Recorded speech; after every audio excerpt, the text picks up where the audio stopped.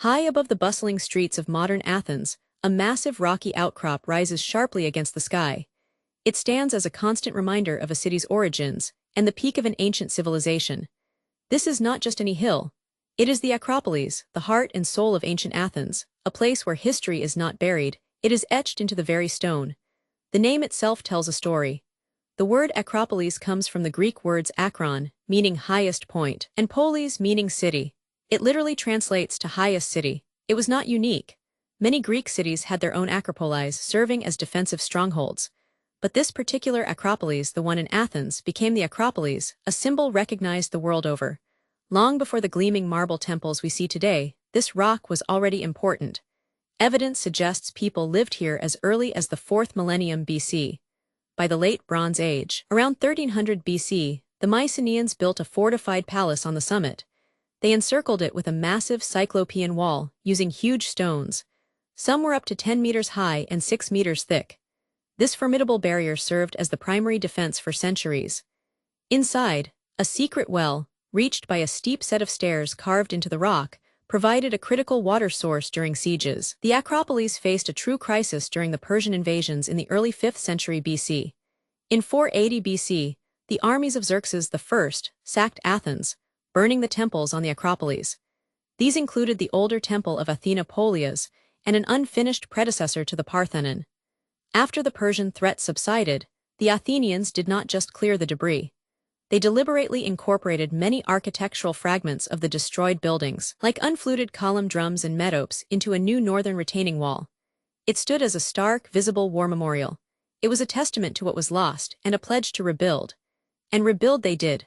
Under the leadership of Pericles during Athens' Golden Age, roughly 460 to 430 BC, an ambitious building program transformed the devastated plateau. Pericles commissioned renowned artists and architects, like Phidias, Ictinus, and Callicrates, to create a monumental complex that would glorify Athena and showcase Athenian power and culture. Using gleaming Pentelic marble, quarried from a nearby mountain, they embarked on constructing the structures that define the Acropolis today. The centerpiece was, and remains, the Parthenon. Dedicated to Athena Parthenos, Athena the Virgin, it was not just a temple. It was a grand statement. Construction began in 447 BC. The scale was immense. Builders leveled the summit and created an 11-meter-deep foundation, incorporating thousands of 2-ton limestone blocks. While often perceived as a standard temple, the Parthenon incorporated subtle architectural refinements. These were designed to create a sense of perfect harmony and balance, features that architects still study today. Access to this sacred space was controlled by the Propylaea, the monumental gateway at the western end. Designed by Nesicles and begun in 437 BC, it was a grand entrance featuring Doric columns, built partly over an older gate. Though never fully completed, its imposing marble structure, with its wide central passage and flanking wings, served as a transition from the mundane world to the divine realm of the Acropolis. North of the Parthenon stands the Erechtheion, perhaps the most architecturally complex building on the site. Constructed between 421 and 406 BC, its unusual asymmetrical design accommodated the uneven terrain and several pre-existing sacred spots. These included the marks said to be left by Poseidon's trident and Athena's olive tree during their contest for the city. Its most distinctive feature is the southern porch, supported not by columns, but by 6 graceful female figures, the famous caryatids. Perched on the southwestern edge, overlooking the approach, is the small, elegant temple of Athena Nike.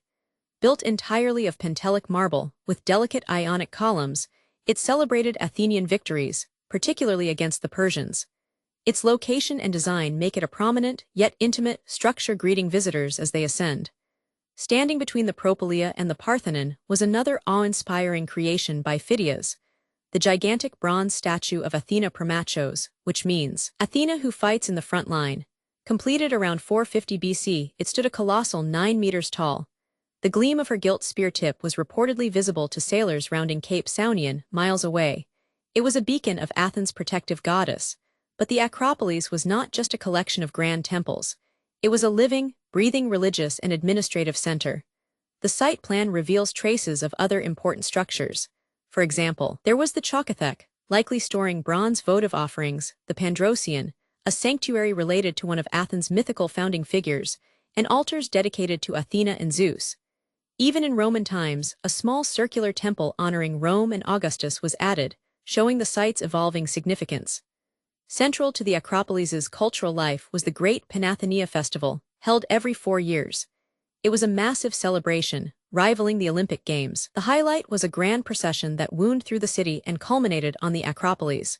There, Athenians presented a newly woven wool robe, called a peplos, to the ancient wooden statue of Athena Polias, housed in the Erechtheion.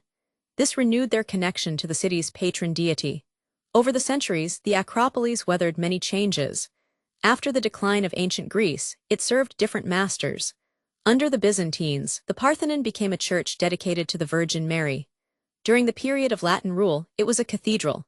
When the Ottomans took control, the Parthenon was converted into a mosque, and the Propylaea became the garrison headquarters, even gaining a Frankish tower added much earlier.